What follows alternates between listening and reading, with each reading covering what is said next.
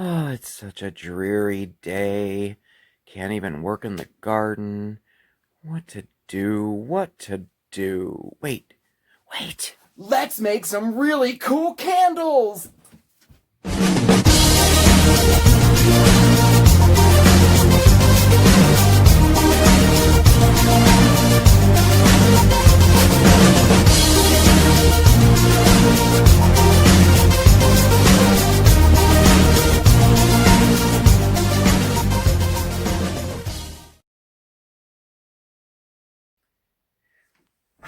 Okay. Oh, yes. Hi, everybody. Welcome to Mondays with Mark. I'm Mark, and this is Smokey Steve and Marc. Yes, it is, y'all. Oh my gosh, I'm so excited to see you. Look, I hope you had a fantastic weekend, and I hope you have some special plans for the week ahead. Now remember, you gotta do something special for yourself this week, all right? Even if it's doing the project we're gonna do tonight. And it's so fun. I am talking the latest TikTok and Instagram DIY trends. Oh yeah, we're gonna be making the bubble cube candle. Oh yeah. And also the twisted taper candle. Oh yes. So much fun. Oh, I can't wait to do it. I have everything set up in the kitchen ready to go. So you know what? Come on, let's go. Okay, so like I said, I have everything set up and ready to go for these two DIY trends. We're talking candles, and perfect timing, right? Not only are they extremely popular right now, but everybody's been asking for more candle projects. So we got them tonight. And let me tell you, these bubble cube candles, okay, so I did a little bit of research. They go as high as $49.99 for one of them. Y'all, look. These are 3-inch candles. I couldn't believe it. But you know how about those trends, you know? Everybody wants to get in on it right at the beginning. They don't care how much it costs. But we are going to make them for a fraction of the cost tonight, all right? But first, we got to go over some materials. So I have all the materials laid out. Get your pen and paper ready. We will list them down real quickly, and then a little bit later we'll talk about each one, okay? All right, so let's gather our materials.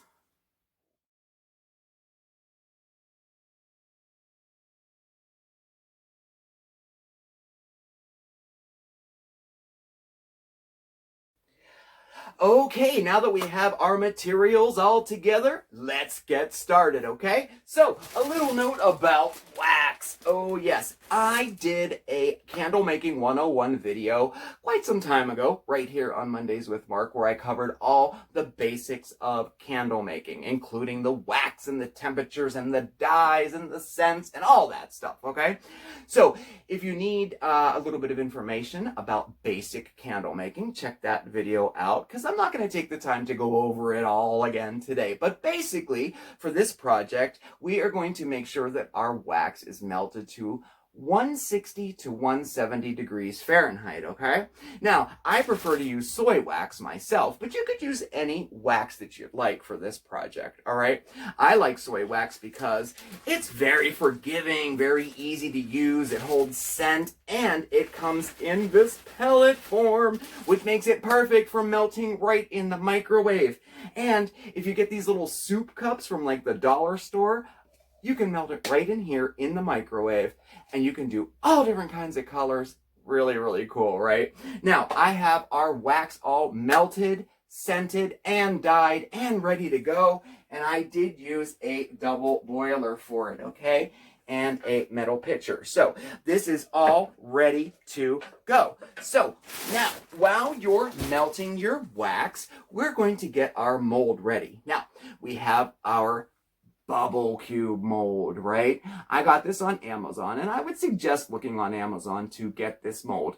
I did not find it at any of the local craft stores, but they have a lot of them on Amazon. And if you decide you may want to make more than one candle at a time, please do yourself a favor and get more than one mold. Yeah, I bought one mold when I was doing this. quickly found out that I really enjoyed this and I wanted to make a lot more. I'm actually thinking of maybe selling them at an upcoming craft fair. So I did go order more of them, and now I can make a whole bunch at a time instead of one at a time because they take quite some time to cool, okay? So next, let's prepare our mold. So when you get your mold, you'll see it's kind of flimsy, and if you're like me, you were a little surprised at how small it is, right? But this is the size of this candle. It's about 3 inches by 3 inches, okay? Now, it's made of silicone, which makes for very easy cleaning and very easy removal, okay? But you'll notice that the bottom is actually the top, right? So what do you do with the wick? So you have to pierce the center of the mold with something sharp like a bent safety pin or even the tip of your thermometer, okay? And we're simply going to, right in the center, right there, we're going to just pierce it like so. Okay, and that's all you need to do, all right?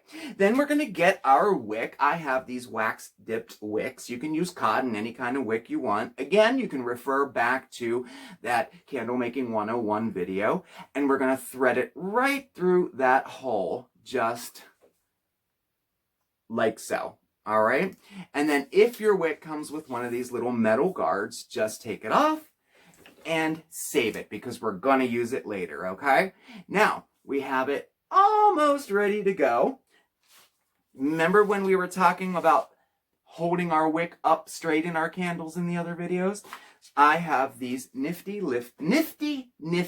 little candle wick holders, okay? So these work by just sliding the wick into the hole, like so, and it kind of locks in place there, like that.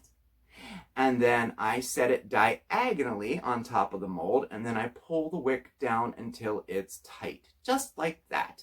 And that's what you want. Now, if you don't have these holders, go ahead and use like some chopsticks or maybe 2 popsicle sticks, something that will just center your wick and keep it in place when we pour the hot wax in, okay? Another little tip, get a mug that fits your mold, and we're gonna set it in just like so, all right? That will keep our mold from sitting on a flat surface, right? Because I made one of these and I just set it right on the, just flat on the ground, and the little bubbles on top were flat. I'm like, what the heck? Oh my gosh, just terrible. All right, so now we're ready to pour. Okay, the pouring part. So now our wax is obviously melted and ready to go. And now we're going to pour the wax into our molds. So you want to get a container that is easily pourable.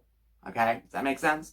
All right, so like I found that these work very well. Any metal pitcher that has a little spout on it works very well. But for some reason, any of my glass vases or pitchers, it tended to drip a lot, okay? So just be mindful of that, okay? Make sure your work surface is covered with some newspaper or cardboard or something you don't really care about, okay? Because it will be messy. All right, so when you pour, you just want to pour like gently but evenly and just fill your mold all the way to the top. Let's see here. Okay, until it just reaches the top of the mold, like so, all right? And then you're done. Walk away because this has to cool. And let me tell you, a little tip, just let it sit overnight, okay? I know. You're gonna just fight the urge. You're gonna want to take it out of the mold before it's time. It won't work. I tried it. Trust me, it won't work. So if you don't want to leave it overnight, at least allow yourself 4 to 5 hours, okay? And actually don't pop it in the fridge either. It doesn't work as well. It really, really doesn't. But you know what? Part of the fun of all this is trying different things. So you do you, boo. Where the heck did that come from? I don't know. But anyway, like I said, now I like soy wax because it's very easy to use and it has very little shrinkage, right? I mean, come on. Who likes shrinkage, really? I know I don't, okay? So, and what I mean by shrinkage in the candle world is that as the wax hardens, it tends to shrink a little bit, leaving a little indent in there. Now, if that does happen to you, make sure you keep some melted wax on hand that you can just top it off with some welded max, and you are good to go. All right, I guess I'll set my timer. We got some time to wait. Just kidding. I have one ready to go for you. Okay. So, all right. Now, technically about 8 hours have passed and our wax is all set and ready to be taken out of the mold. So what we're going to do, if you have one of the wick holders, remove the wick holder. All right. And just like so. These come out so easy. All we're going to do is pop them like that and then kind of turn it inside out. I know you're going to feel like you're ruining the mold. You're not. It comes right back together. Trust me. Boom! All right. Now at this point, we're going to trim the bottom of it right like that. And this is where our little metal tab comes back into play. And right where the wick is, you're going to push that right back in like that. Okay? And then the top, you can do whatever you want with the wick on the top, okay? For example, I made a little loop on that one, or you can tie like a ribbon to it or a little label to it, whatever you want to do with that. Now, this one turned out really nice, huh? Looks kind of cool. And I put some flakes in the bottom to give it a little bit of texture, if you can see that. And I have some other colors here. We have a little mint green one, and this is another magenta one. I am totally obsessed with these. I think these are so cool. Like you could do one in a rainbow of colors. You could do the chakra colors. You could do anything. These are so cool. We have a wedding coming up, right? Can you see black and white ones? I can. Anyway. So these are all done. I'll take some really good pictures of them for you so you can see them up close and see what they look like. And that is our bubble cube candle. Pretty easy, huh? I know. Fun too. All right. So what do we got next?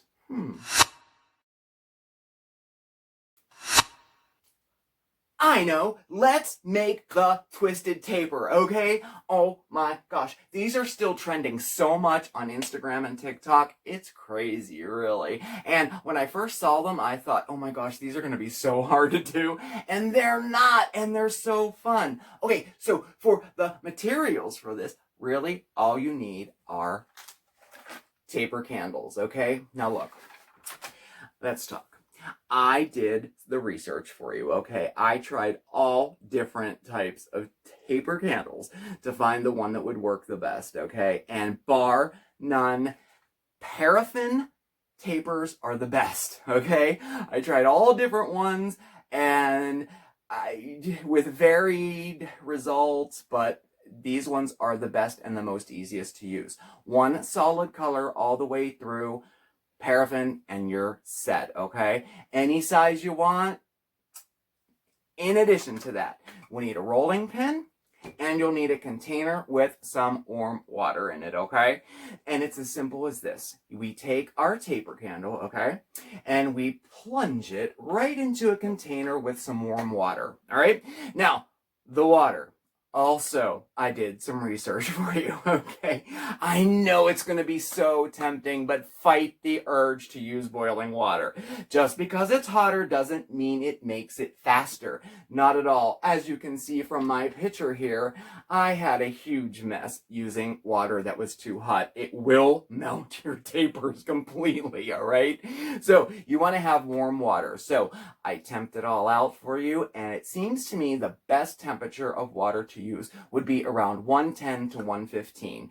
It was Perfect, okay? All right, so I have this one in here that's been in there. Let me move this. So now take out our taper candle, okay? After about 10 to 15 minutes, all right? Put it on like a cutting board or a flat surface, and we're gonna roll it out, okay? We're just gonna make it flat on one side, and I'll show it to you as soon as I'm done. And you feel it's nice and soft and pliable, and you'll feel it like kind of give you resistance at the top and the bottom where it is a little bit harder, you know, like the top that stuck out, and that's exactly what you want, okay? Flat, just like so, all right? And now, twist, baby, twist. Now, I found out that the easiest way is to grip your taper like this and twist from one end, meaning I'm just using my left hand to do the twisting. And you want to be firm but gentle. Check it out, y'all. Isn't it cool? And then just keep twisting until you get your desired look. Ooh, that looks cool, just like that.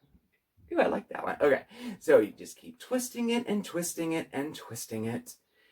Oh, I like it. I think, should I keep going? Should I? No, here. I think I'm going to try to match it to another one I have. Okay.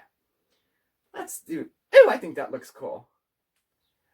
Now, when you're done, when you achieve the look that you want, you're just going to let it rest on a flat surface until it completely cools and hardens, okay? And you will have a really cool looking twisted taper candle, just like that. Now, there's all kinds of ways you can do it. You can like start at the bottom and twist and twist and twist like that for a different look.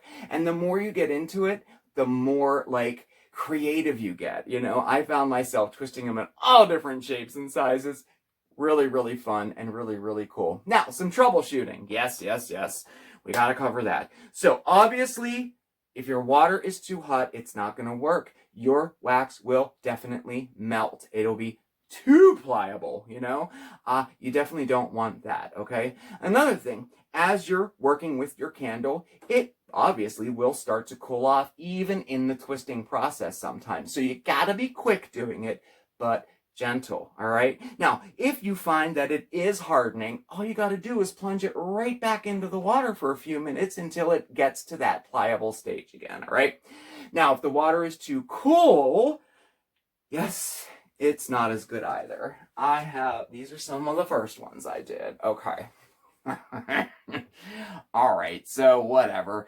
As you can see, it's flaking off, it's cracking. That's because it wasn't hot enough. Same with this one here. This one here I started to do, I think they call it a chain link, where you go like this and like this and like this, kind of like you're crimping a pie crust, you know, to get that kind of solid look on either side. But as you can see, it was cracking, and for this one, it was just taking me too long to do it. So again, a temperature problem, all right? So you just got to find that sweet spot. But I think the most important thing to remember is to don't take it so seriously. Have a lot of fun with it, okay? Let's have some fun and come up with some really cool, unique shapes. And before you know it, you'll have a really cool looking twisted taper candle, and then you can go ahead and share it on TikTok and Instagram, just like everybody else is doing, all right? But, you know, I think a better idea would be to share it with us on Facebook. Ah, yes, you know how I love to see your creations, all right? All right.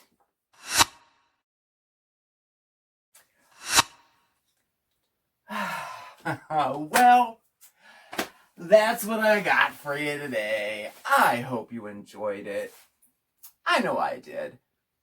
Beats staring out at the rain, right?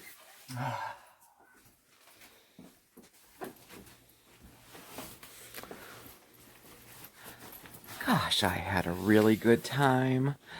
I hope everybody enjoyed it.